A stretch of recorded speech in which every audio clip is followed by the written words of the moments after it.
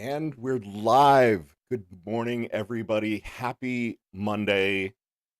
Happy Seattle Seahawks won the Super Bowl, and Bad Bunny absolutely fucking kicked ass during the halftime show Monday morning. I am Lawrence Winnerman. This is the Daily Whatever Show, but you will notice something different today. My beautiful co host, Dana Dubois, is not here.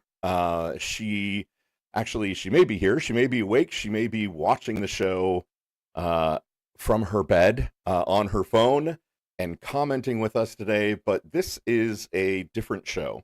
So, for those of you who don't know, Dana and I have come up with a little plan to add some variety to the Daily Whatever show. I mean, it's kind of a variety show. It's not like we really lack that, but we each wanted a day to address things that were really near and dear to us.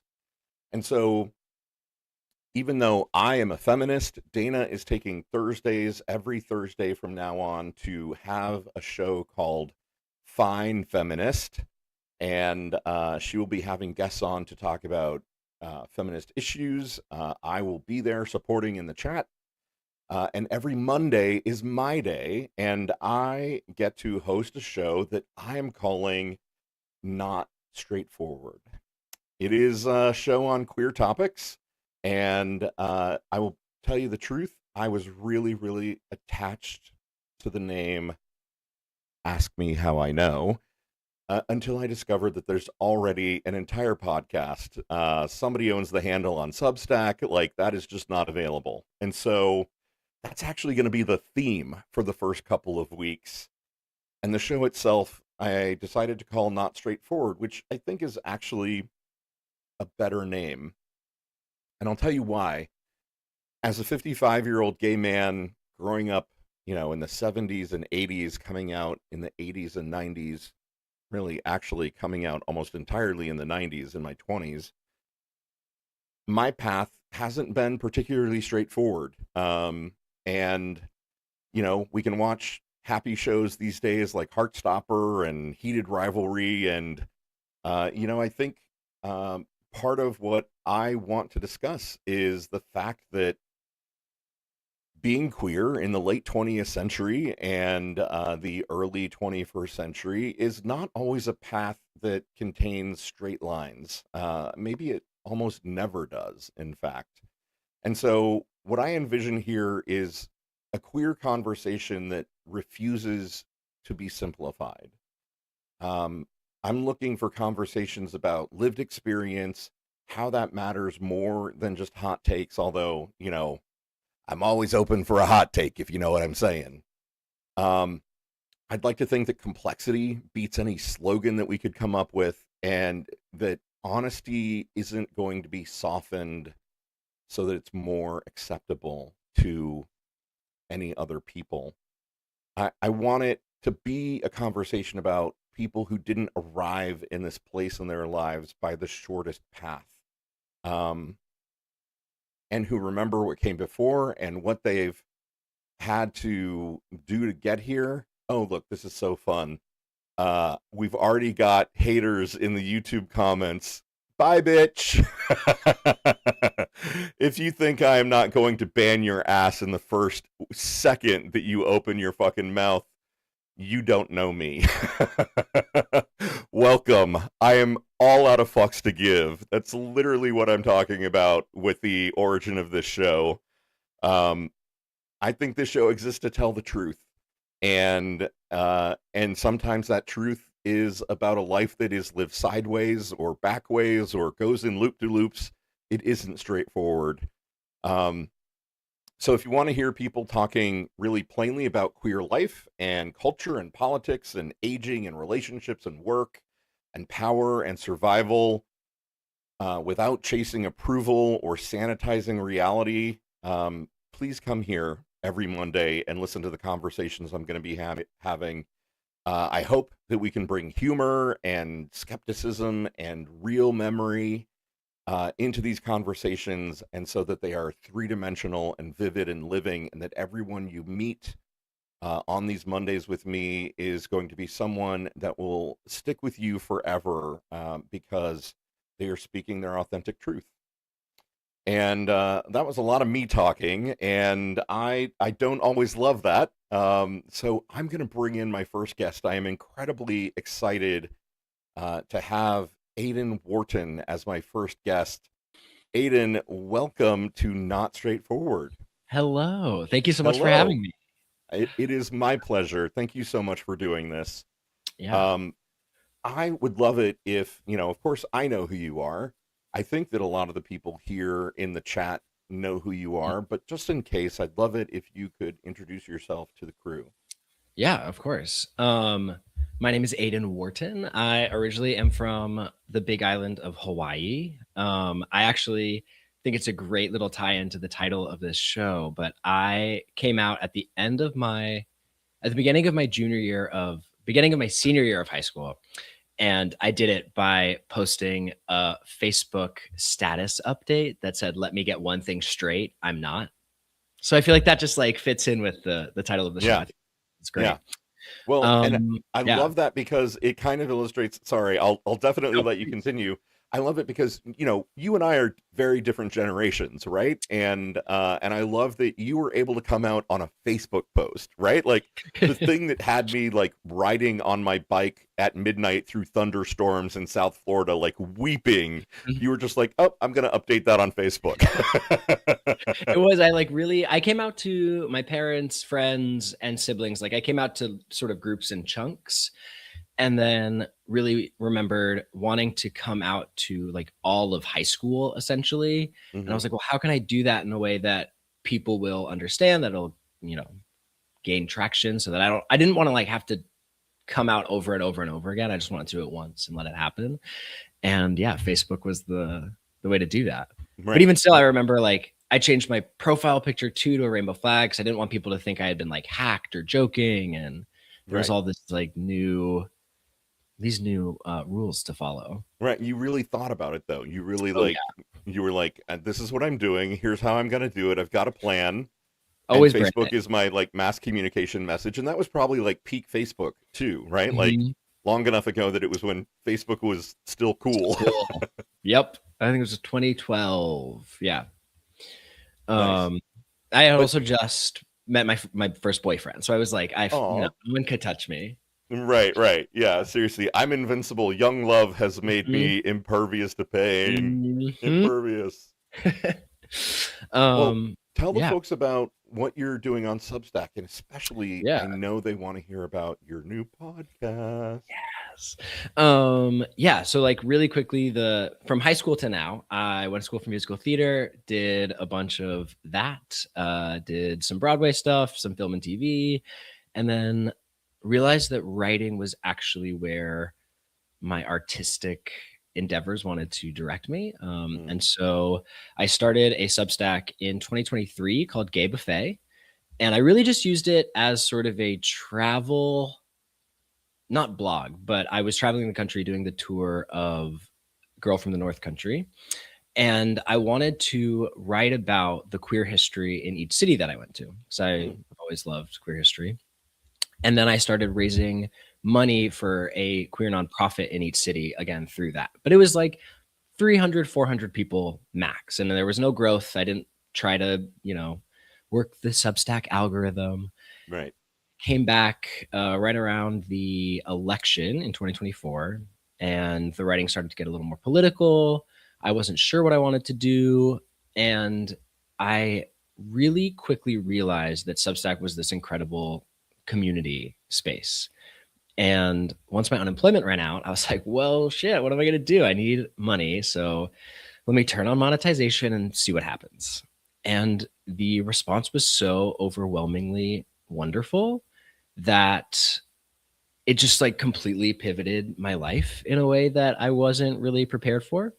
Mm, And it got me a literary agent. It got me some incredible connections like you. And I was trying to figure out what the next level of the process looked like. And a ton of people had always said that I should start a podcast. And I was like, no, everyone has a podcast. Like, right. I can't just be like another person starting a podcast. Right. And A gay man starting a podcast? How revolutionary. ooh. And so I really had to sit with my thoughts and figure out what I really wanted to say.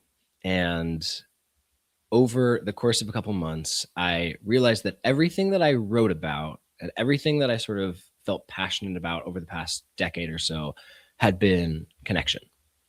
Mhm. And I also am an avid tech lover. And so to me, I started being able to see so much about the patterns in the technology that we use and how those are actually decreasing our connection.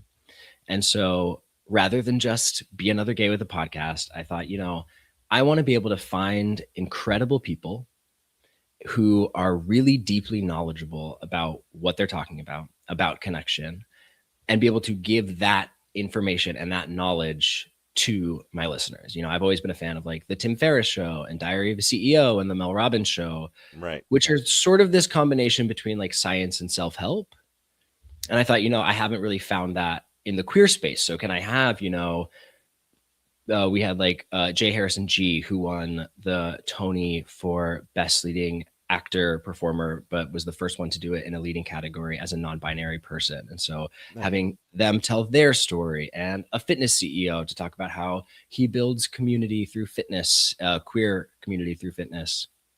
And this coming week, tomorrow, actually, I have my husband on. We're talking about our relationship and our openness and those rules. Nice. And just, yeah, it's been like this really incredible, incredible time. But then the most exciting is that last week I had on Ellie Leonard, who is just a gem. Ellie's the best. And she came over. We recorded on Friday, the day that all the new Epstein files were released. Wow. Yeah. And she has done so many news appearances, but I was like, I don't want to hear about what's in the files and like the day-to-day of what you do. I want to hear how it impacts you, how it impacts your family, how it impacts your relationships, and how everyone who has tuned out the news because it's insane can get the knowledge and the wisdom from you to actually start tuning back in again. And Mhm. that episode, it was our 4th episode, and it did break into the top 1% of podcasts in the world. Dude, that is incredible. Congratulations. That is Yeah, so, so cool. it's been a really wild ride, and we're just starting. Nice. Nice. Yeah, Ellie's amazing. I get to work with her over at Blue Ant Yeah, Media. She launched a show on Friday that had huge turnout and has done great numbers. So, she's a yeah, phenom. Everybody loves the Ellie. best. Yeah. There's Yeah. something about Well, her energy too that just like brings so much joy to what is objectively a terrible line of work that she has to do. right. And so that was really what interested me. Yeah, I feel like she centers it from almost like a mom perspective, right? Of like Mhm. a horrible wrong was done, and now I'm just going to mom the shit out of this until justice is available for Yeah. these survivors, right? Mhm. And it's such a like amazing, like grounded, in touch with the earth sort of, like Ellie's not Yes. woo particularly, but she feels very comforting in addressing a really, really hard topic. Yeah. Yeah, yeah, that's so great. I'm really happy both for you and for her. That is a huge, huge milestone on your 4th episode. I Thank you. hope the sponsors are already beating down your door. We're working on it. We're working on Nice. it. Nice. I mean, come on. There's got to be like lube companies and Lou, I'm like, we're looking vodka. for, yep. I'm on like a lot of dating apps, which is funny because it's like Right. we are building relationships, but it is also tech. So like it's an interesting balance. You're right. Yeah. Yeah. Yeah. And oh my God, there's no shortage of new gay dating apps. It seems like there is a very recent explosion of like, you should try blah, blah, blah. The blowers. Yep. Okay. There's so many.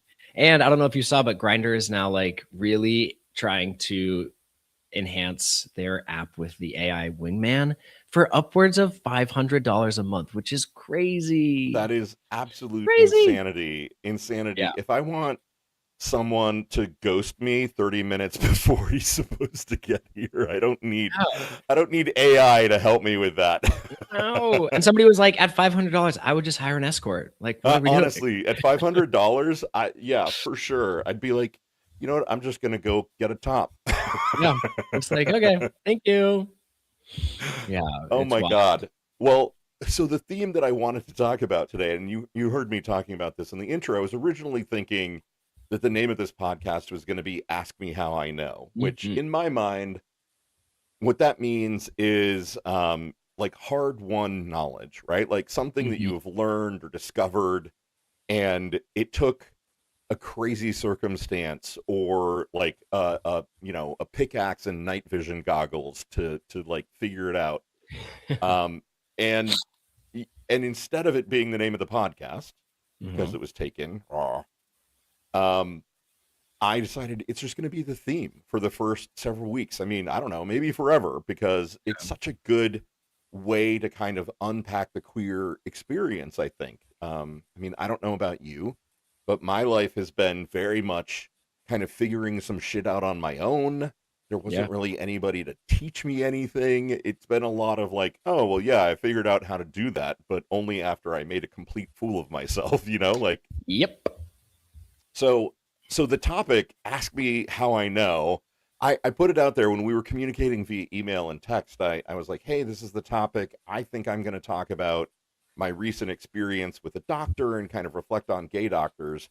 And you said, oh, can I do that too? Because you've got some sort of ask me So how I know many. knowledge from experiences with doctors. So being the generous soul that I am, Aiden, I'd love it if you wanted to kick the conversation off. And what is your ask me how I know from gay medical care Yeah. experience? I mean, I feel like I have actually like so many, Yeah. unfortunately. And I say that knowing that all of them have really taken place in New York.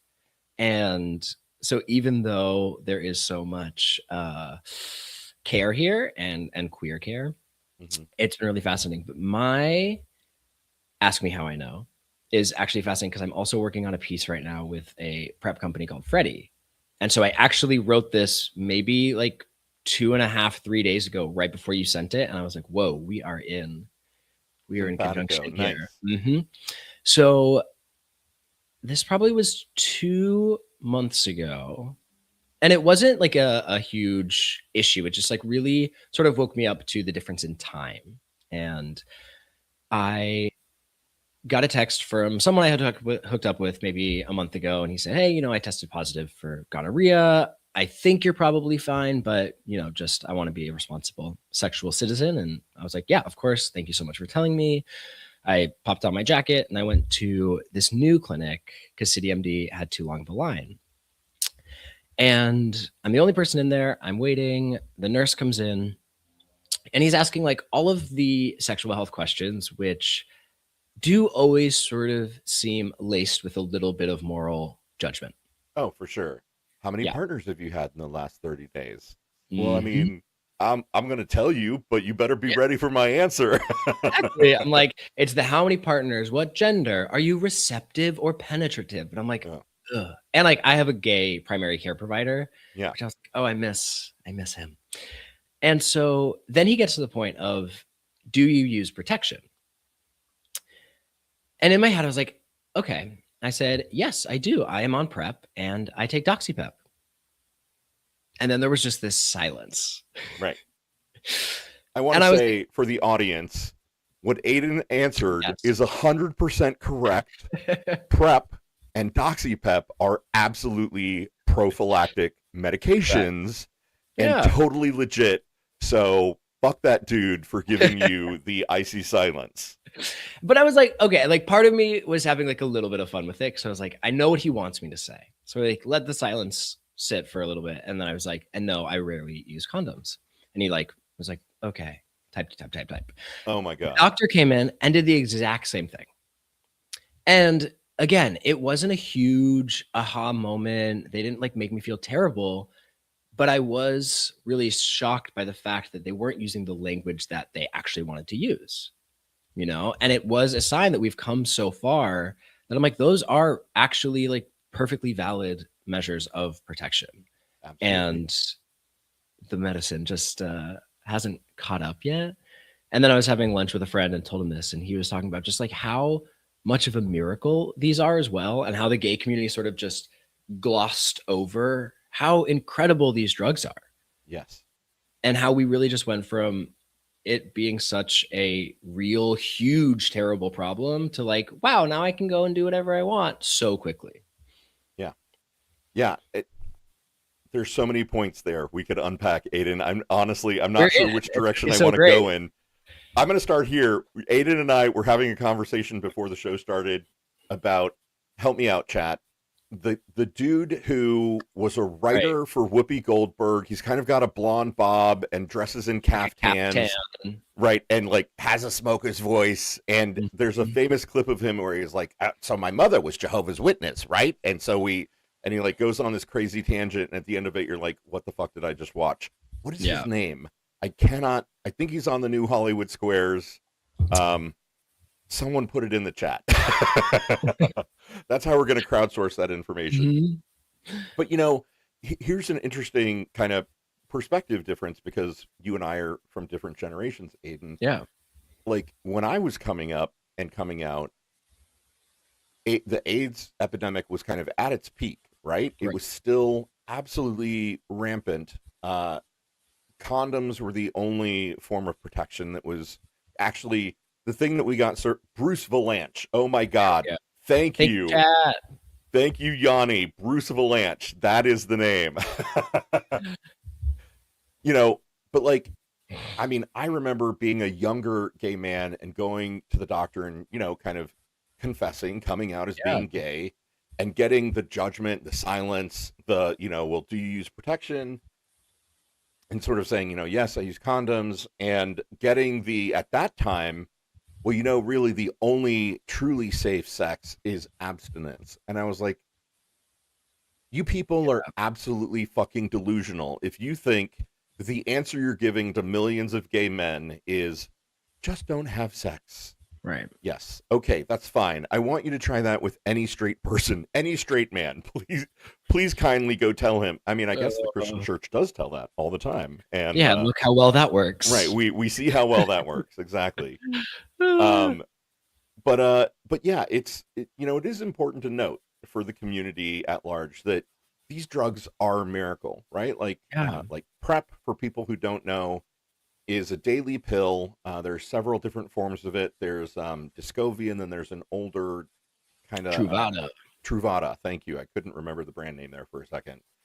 And it is a miracle because if you take this pill daily, as directed, it doesn't matter if you have sex, unprotected sex, as a receptive partner with somebody who's HIV positive, because there's a high nines, like 99 point high nines % chance that you will be prevented from contracting the virus. It is an absolute game changer. It is one of the things that, until the Trump regime came along, had global experts thinking that we could potentially get AIDS under control globally and eliminate it as a disease within the rest of my lifetime, certainly, Aidan, within your lifetime.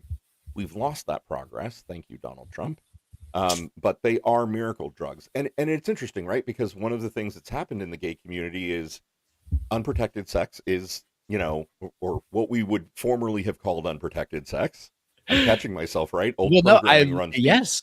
But I also would have called it that, and only hearing you say it just now, I was like, well, right, it technically is now protected sex. Right. Right. But like condomless sex sounds also so clinical. Right. We're in this weird middle period. Right. Condomless sex, kind of begs other questions, like, why is there no condom? Right. Because it feels good. And oh my God. Yeah, no. For the record, and yell at me if you want to, I literally don't care. Having sex with a condom absolutely sucks. I know for many reasons it is necessary in certain cases, but like, please God, give me an uncondomed dick. When Happy Monday morning, everyone. This is where I want to be. Like I said, we're not going to sugarcoat things here. This is an honest conversation. Like, I don't like topping with a condom. I don't like bottoming to somebody who's wearing a condom. It's not that I won't do it, but yeah, what we would call raw sex is incredibly fulfilling feeling, and intimate. It is more intimate for sure. Right. For sure. Um, so thank you for sharing that Yeah, story. of That was course. like the perfect sort of segue into this topic. Um, and the reason that it kind of came to me, why this should be sort of the introductory "Ask Me How I Know," is I had a really interesting experience just this past Friday. For people who haven't noticed, I have these. Oh no, I'm backwards. There we go. Lovely splotches on my face. I went to the dermatologist, a new dermatologist, because I've only been in Fort Wayne, Indiana for 2 years. I hadn't yet gone to see one. I found one very close to me, very nice looking office, good practice.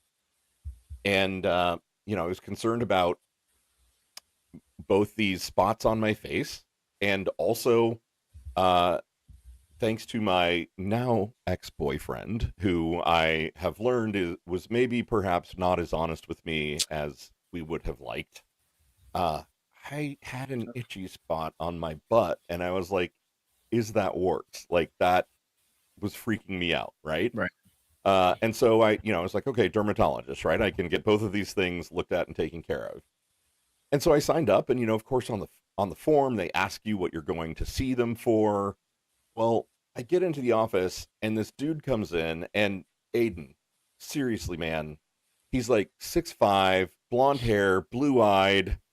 Looks like a linebacker, not a linebacker. Looks like a quarterback. A tight end. Absolutely gorgeous skin, right? Yeah. Like, giant, huge hands. I mean, just literally, I would have melted, except for the fact that he's wearing an enormous golden cross on a Mm. chain around his neck. And not judging anybody's religion, but I do think it's a little weird when people feel like they have to advertise. And he's wearing it Especially in like out, your place of work.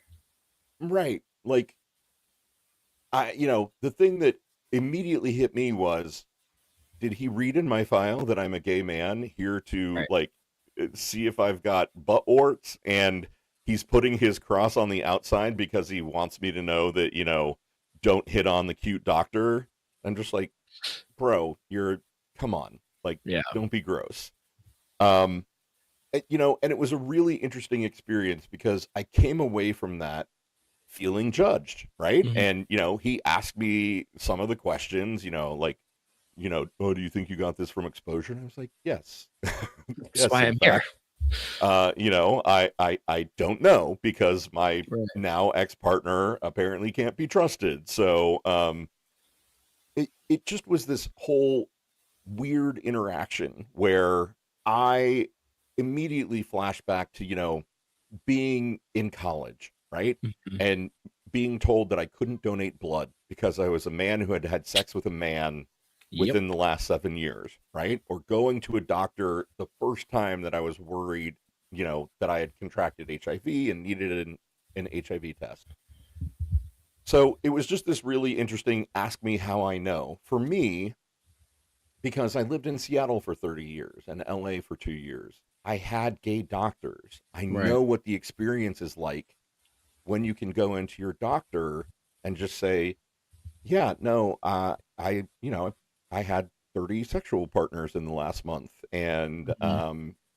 through these experiences, and yes, I bottomed a bunch and blah blah Right. blah. And to have the doctor sort of not bat an eyelash and say, okay, well, we're going to do, we're going to screen for this and this, and we're going to, do this, and here's this cream and ointment, and just to be safe, maybe we're going to give you the shot, whatever. And so that was kind of how this idea came to my mind of, it's hard to explain sometimes, I think, Yeah. the difference. What has it been like for you, Aiden, like finding a gay doctor to go to, and kind of like, did you have that contrast of having gone to straight doctors and then finding a gay doctor? Yeah. I've like always hated the doctor. I think it comes from growing up again, like in a small town, and just like everyone knew everyone. And so something about the doctor just like never really sat great with me. Yeah. And then I had a really bad hypochondria. So I would get like really anxious and I was like, I'm sure I'm dying. So let me just go to the doctor. But then they're like, you're fine. And I was like, no, but something's really wrong. So like I don't trust doctors very Hmm. much. And I have always had sort of like a weird back and forth. But then I had a really good primary care provider who all of my friends loved, and she was a straight woman, but exceptional. And then she left the practice, and her patients got all spread to other doctors, and I got assigned to this lovely gay doctor, Dr. Kint. And my prep nurse is also gay. So he was always gay. He's the one I see every 3 months. I see Dr. Kint every year. And it just truly was such a game changer to have someone who wasn't afraid to talk about things in the way that I talk about them. You know, it wasn't receptive or passive. It was top and bottom. It was like we could joke about sex. We could talk about sex. I could ask him any question I wanted. And I was with him for a year. I'm still with him. But then when I went on tour again, I had like another STI text and I was in Salt Lake City and I had to find a Uh-oh. clinic that took my insurance. And I just remember going in and I was like, I'm having to doctor the doctor here. Yeah. Like, Yeah. I'm having to tell him what I need. I'm having to be like, no, I need all 3 swabs for all 3 spaces. I'm not just going to pee in a cup, or all 2 swabs and the cup. And I do think a lot of times, if you have experience with a gay doctor or gay medical people, you do have to then like tell people what you need. Like, even like every time I go to the city MD, it's like, I need all the 3 swabs. I need all of these things. Like, I actually know what I'm doing Right. far more than you do. And it is just a really strange dynamic that's created. Yeah, absolutely. And what really stuck out to me, Aiden, is the comment that you made about being a hypochondriac, right? Oh, Because I yeah, I am not sure that you are. I think you're just a gay dude in this society. sure. You It's know, like gotten much better. It was really bad me beginning of too. college and COVID. Yeah. Yeah, like I mean, I think there's a sense maybe that I could be classified as OCD when it comes to Sure. medical stuff, Mm-hmm. because growing up, in, kind of coming of age as a gay man in the 90s at the peak of the AIDS epidemic, the number of times that I've been convinced I was going to die Yeah. because I had sex with a dude who came on my hand right where I had a scratch, right? And Yeah. like, oh my God, a virus got through. Like one virus got through and found a lymph node, and I'm gonna seroconvert any moment, or you take a load and you Right. know and the guy later says something or texts you or whatever, like I've had an exposure and suddenly the mind goes crazy. Mm-hmm. um yeah, I'm not Yeah. even sure. I'm not No, even sure that. I think Go that's a ahead. really good point that I hadn't thought about. Right. I didn't get on prep until I moved to New York in 2017. So and the only reason I did is that I had a friend who had moved here the year before. And as soon as I got here, he's like, hey, this is what you have to do. Here's how I'm going to help you get it. Here's where you go. Like, let me really take care of you in that way. But I remember having plenty of scares, and it wasn't even as like concrete as, oh, here's an actual instance. It's just like, I'm waiting for the test results to come back. And I did have unprotected sex, raw sex with somebody. Right. And who knows, And I don't know if I ever have thought about it in that context. But I Yeah. definitely think that, yeah, it's like, you know, sex is supposed to be this really wonderful, intimate, connected thing that brings people together.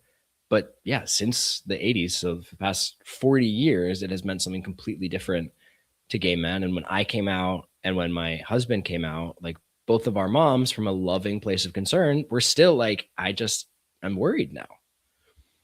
I think that is such a good point, and I Yeah. really want to stay on it for a moment, because Yeah.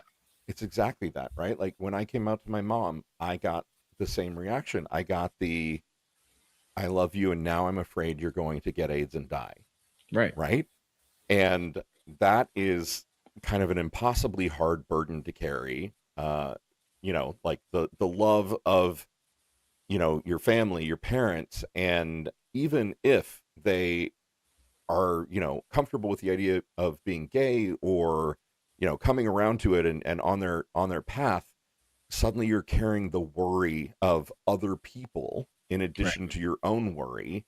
And it is a hard burden. And And sex for gay men has been a thing for the last 40 years, exactly like you just said, that isn't just about joy. Right.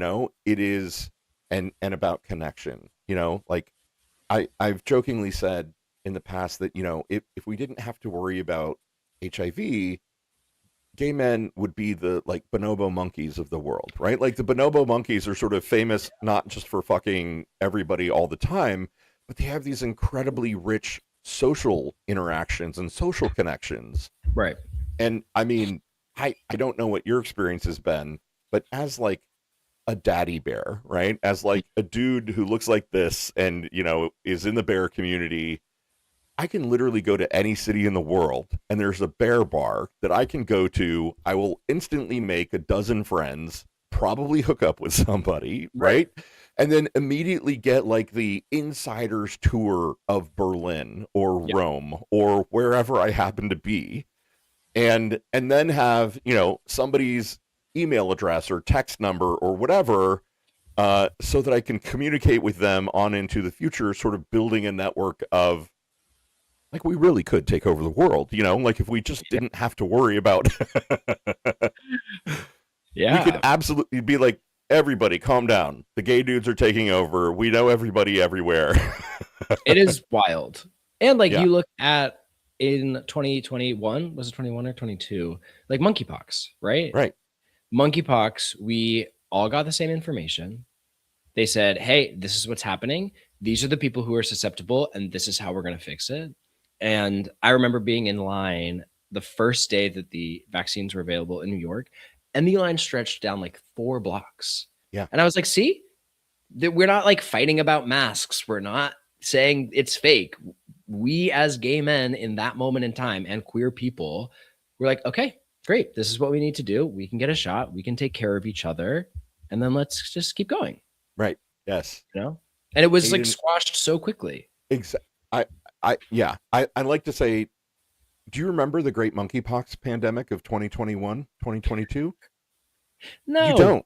You don't. And you know why? It's because literally every fucking gay man that went and got in line and Yep. maybe fibbed on the form and said that he was a slut and needed to, immediately get the monkeypox vaccine. And we all got the vaccine, both doses, Yeah.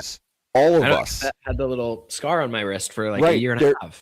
There is no monkeypox pandemic because we squashed it from the very beginning, because we all did the right thing, because we've been trained by Right. HIV and, living in this modern world. So you're welcome, straight people.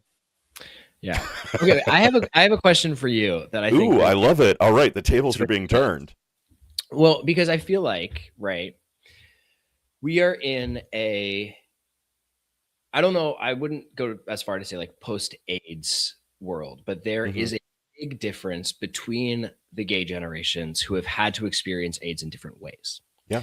And I feel like there could be very soon like this return to the bonobo situation.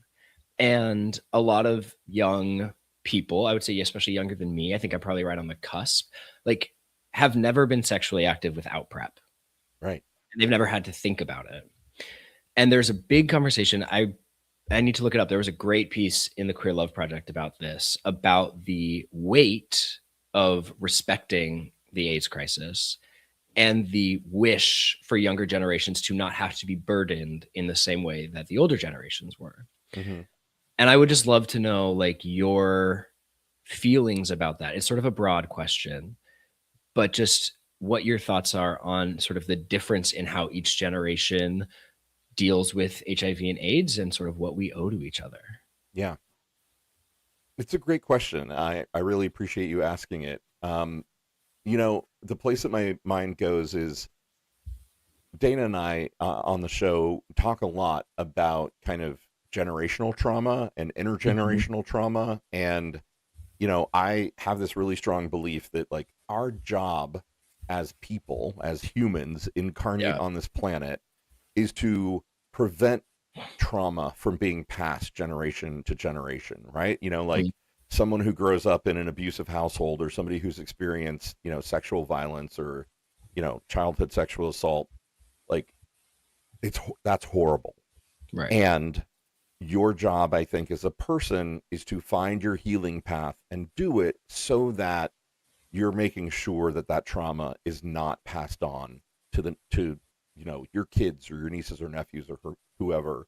And so from that perspective, like, my wish as a gay man is I absolutely would love to ensure that the generations that come after me don't have to endure the pain and the hardship and the questioning and the late nights, crying yourself to sleep, Right. and the 2 weeks spent thinking, oh my God, nothing matters. I'm going to die anyway. Oh, I got my test results. Everything's fine. I guess I should finish that term paper. you know, like, Yeah. like, my God, yes, I would love that. And also, you know, I, I would appreciate it if there were memory, right? If there were, I don't need honoring or statues or whatever, but just an awareness, because I think the one thing that we have learned, at least in my lifetime, is that we can't predict what's coming next, right? Like Sure can. COVID, right? Trump and COVID and monkeypox, like, who knows? Like, can we defeat AIDS and HIV? Absolutely, we can. With the science, and if we put our minds to it, and if we fund it, we can. Yeah. Does that mean there isn't going to be some other wackadoodle thing that's going to come along that could potentially require us as a community and as a people to pull together and work the way that we did with monkeypox to, you know, so you know what I'm saying? Like, I want Yeah. to learn from the past and not pass the trauma on, but also, like, my God, if we could get to a point where we could all fucking go to a rave and fuck until, dawn, like, bring back Yeah. the good old Crisco discos that, like, the gay men older than me talked about. Yes, Uh, please sign me up. I want to go. right. And to I've like got my pull portable all the shower shot. I will bring it with me wherever it is. I am in. I will like, order the giant, gallon pump lube bottle off of Amazon. Which, and like, this makes me like, there's so many tangents here. Did you ever read at the end of last summer, there was a piece that came out in The Cut called "Have We Reached Peak Gay Sluttiness?" Oh no, I haven't, but I'm gonna It have like to send me a really, link, or I'll go look yeah, for it, because I need to read that. it was really making the rounds in gay New York because it was an analysis of like the gay drug party culture. Yeah. And it really spawned a lot of questions about like, okay, well, now that we can sort of almost get back to that, what's the moral judgment? Who gets to do it? What's the access? And it became this Right. like really interesting touch point. And a lot of people were upset because they thought that it portrayed a very small subset of the gay population, the affluent New York gay population, Right. as sort of this like broad scale stand-in for the entire community. But yeah, it just like, I think we are at such an interesting place, and everyone has such strong opinions about how everyone else should feel about it. Yeah. It gets spicy. I'm gonna put I just had to look up the article for this Queer Love Project, the link to the Queer Love Project article. That is Amazing. really Thank wonderful. you. Yes, that is Yeah. brilliant. And I think our friend Karen Marie Shelton, who's never missed an episode of the Daily Whatever Show, is here monitoring the chat. I She's just looked at the comments, and Derek said Lawrence thirsty. Girl, yes. Yeah, and I just broke up with my boyfriend 2 months ago. Have you not been paying attention? I'm so I live in sorry. Fort Wayne, Indiana. It's slim pickings out here. Yeah. It doesn't And- matter how many apps you have installed on your phone if there's literally nobody. Yeah. Yeah. And like, we should all be so slutty, you know? Yeah. I mean, and here's the thing. Like, my last 3 major relationships have all been open, right? Mhm. I think and I know you're very open about the fact that you and your husband are in an open relationship. I think I am probably more hardwired towards monogamy, or something that looks like traditional kind of loyalty in the context of a relationship, than not.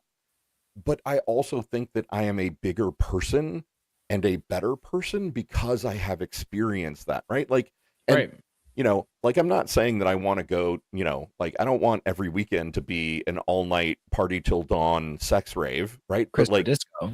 right, Crisco Disco, but like, would I go to one? For sure. Would I do that every weekend or most weekends or even more than maybe 2 or 3 times a year? Probably not, but Right. I'd love to have the option, right? So I'm gonna switch gears here, Aidan. You've been so fantastic, and this is an amazing conversation. I really feel like we could talk for another 10 hours on Me just too. this. Bad Bunny, what did Oh, you think? so good. I just like, I just like, he just makes me like, so Did you happy. cry? I cried. I didn't cry, but that is probably because I was like, so we were in Baltimore last night at our friend's Okay, wedding. And as they were doing pictures, like a bunch of us were watching it on an iPhone. And then I nice. finished it this morning because Casey and I got home at 2 in the morning. So I was like, bed. I just was so hopeful. You know, I thought here is one of the most contentious Super Bowl halftime shows in history that I can remember. Not because it should be, but because there are idiots on the other side, in my Hmm. honest opinion. And I just thought, like, look at how much joy there is. The dancing is incredible. When the runners came out with their flags, I was like, this Yes, is what the Americas look like. right. And I'm pretty sure it is on record to be the most watched Super Bowl halftime show in history. So Yes, that makes me very happy. yeah.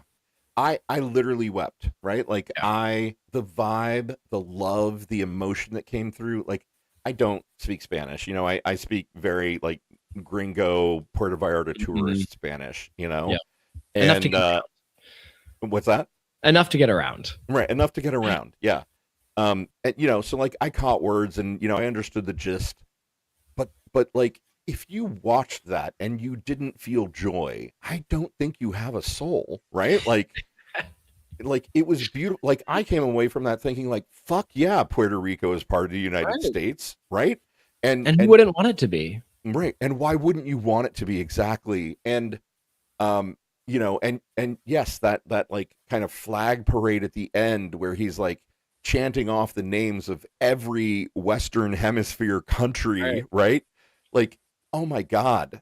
Like I saw that and I was like, right, yes. Like, why aren't we a Western Hemisphere coalition of Right. multilingual, beautiful, passionate, diverse people? Why? Why aren't we that? Fear and bigotry Right, and, right. The know, patriarchy, right? Like and racism, just and writ capitalism. large. I, like, Right, never and thought I would be an capitalism. anti-capitalist, but in Yeah. the last, like, year or two, I'm just like, that is really the root, you Honestly, know? I didn't ever, yeah, I don't know that I would have called myself an anti-capitalist before these last, maybe 16 months, but Yeah. I'm fully there now, right? Like someone figure out what comes next after capitalism and I'm in because this is Yeah. not working. This unfettered, unrestricted, exploit everybody, sorry AI put 9 million people out of work yesterday capitalism. Oh, Fuck that. it's Just no yeah, good. I know. I mean, I would say New York, we'll see what happens with our democratic socialism. It's Yeah. going very well. Yeah. What is the Uh, vibe like there? Like after he took office, like was there a vibe shift like on was it election day? Was it the day he was inaugurated? Like what is the vibe? it was both. Election day, like, again, like, the cheers that happened when it was announced. I think this is gonna date me as very young. I haven't been able to vote in an election that has gone well for me ever. And so this was the first one that I was like, "Whoa, something good has happened." And ooh, I'm gonna get teary. Um, he is such a public facing mayor. Like when the snowstorms happened, he was all over social media. He was all over the kiosks. He was telling everyone how to protect each other. He was taking care of the homeless people. He was out shoveling cars out of the snow.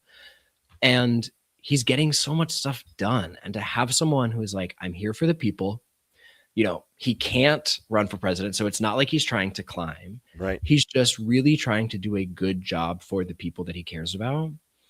And he is from Astoria. So he's from our district. He was our councilman. Nice. And I remember the week after the election in 2024, I went to a town hall at the center, the LGBTQ center in the West Village, and I didn't know who he was, but he was there. And he, like, a bunch of politicians were there, and he was talking about taking care of the community. And I just remember being like, oh my God, that's my councilman. Cool. And now to see him be my mayor, and even as part of his election campaign, like, he talked about trans people, and he talked about Sylvia Rivera, and he talked about making New York a haven for all people. Yeah. And I just, like, even conversations with people who are like, well, I don't think he can get anything done. Where's the money? I'm like, who cares? We are, like, so far beyond tearing people apart who are trying to do good things. Can't we just have someone who makes us hopeful and see where that goes?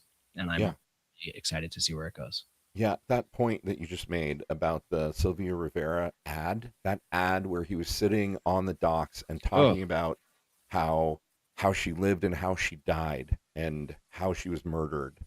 And I wept. it was honestly one of the most honest and moving and sort of chilling but hopeful things that I had ever seen, where he was basically saying, to the trans world, to the trans community, to every trans person in the United States, like, come here, we will protect you. Like, Right. This is a place, like, we didn't do right by Sylvia because we didn't know, but come here because we know now. And as somebody who has many trans friends, I mean, I cry a lot. I'm a pretty squishy guy, I mean, there's a good, like, AT&T commercial that could make me fucking cry, Mm-hmm. But yeah, that ad was really powerful, and it gave me, like, I feel like it was one of those revelations that allows you to see inside the heart of a candidate that isn't really common these days. Especially as so many candidates are turning away from our community just because they're told that that's what will appeal to moderate voters. Right. And I think in every single way, Mamdani is proving all of those things wrong. Yeah, absolutely. Yeah. Oh, some brilliant person from YouTube chat has said, I'm 53 years old. I live right outside of Boston. I've seen 2 transgender people into my entire life. 0.000 and then a long list of zeros, 1% of a population. I think maybe it's you.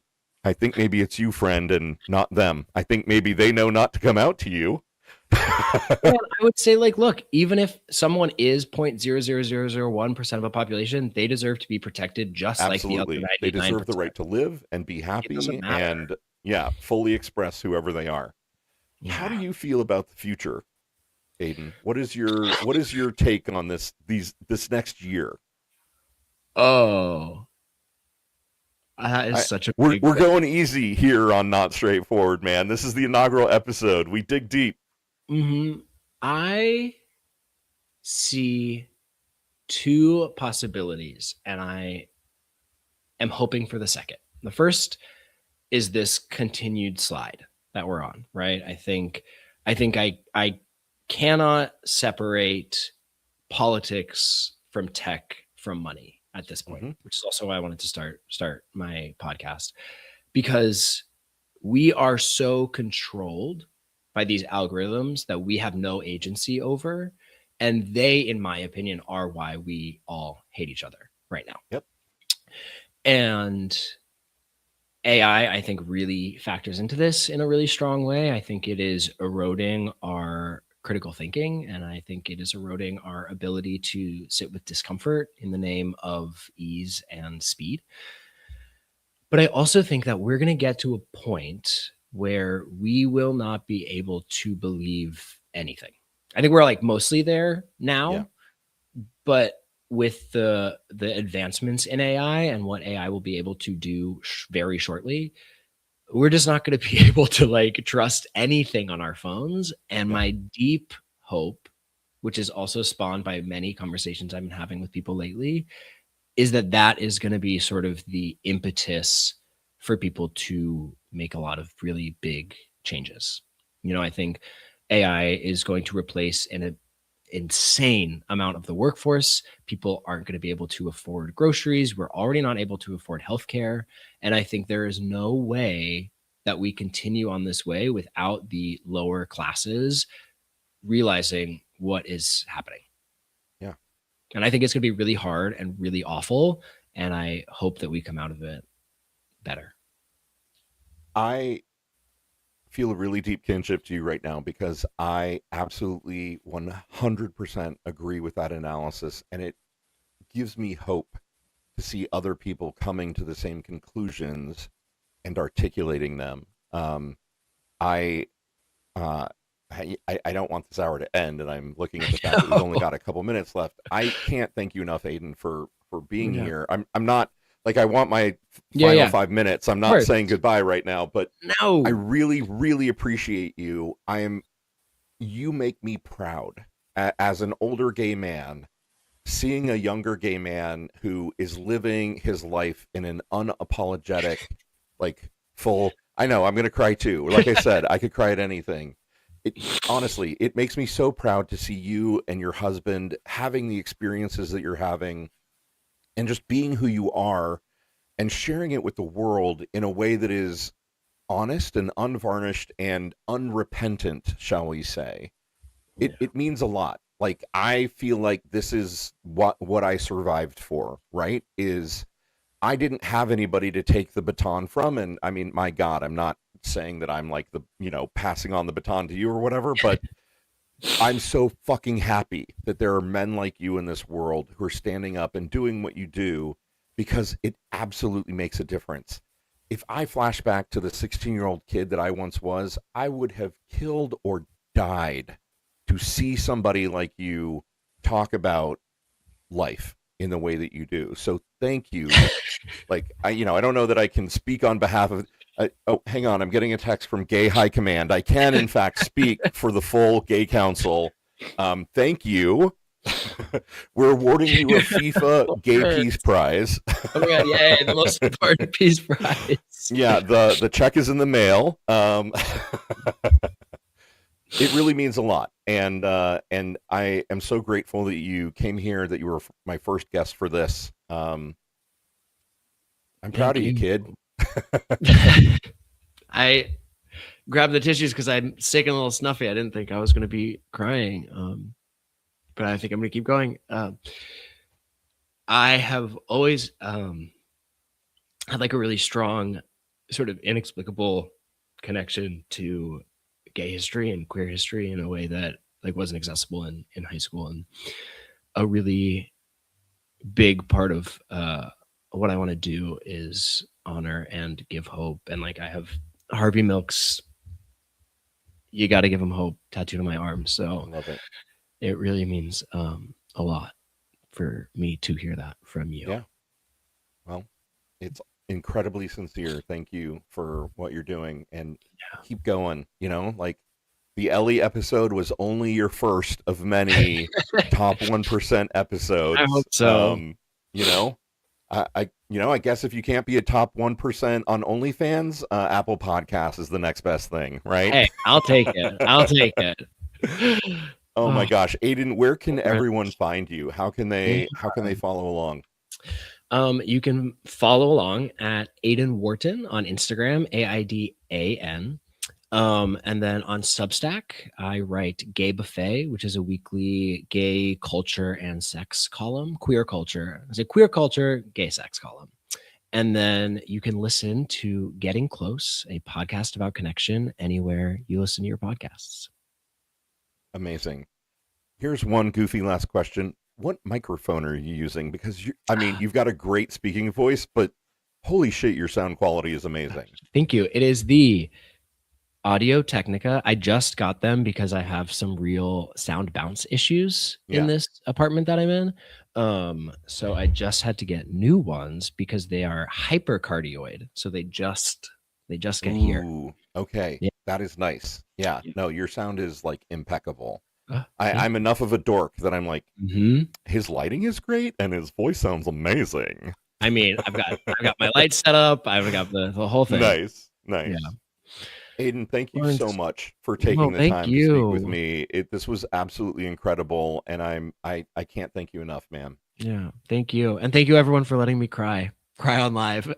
Yeah, hey, you know what? This is gonna happen on Not Straightforward. Where I'm a big softie. Probably everyone I'm talking to is too. We're gonna cry. Get used to it. We're Great. here. We're criers. Get used to it. Absolutely. Yeah. Oh, All right, my friend. Thank you all so much. right. Have a wonderful Yes. rest of your day, and I You hope I too. get to talk to you again real soon. Let's do it. All right. All Take right. care. Thanks, Bye. everybody. Love you, Bye, Mina. Bye. everyone. Mwah. Mwah.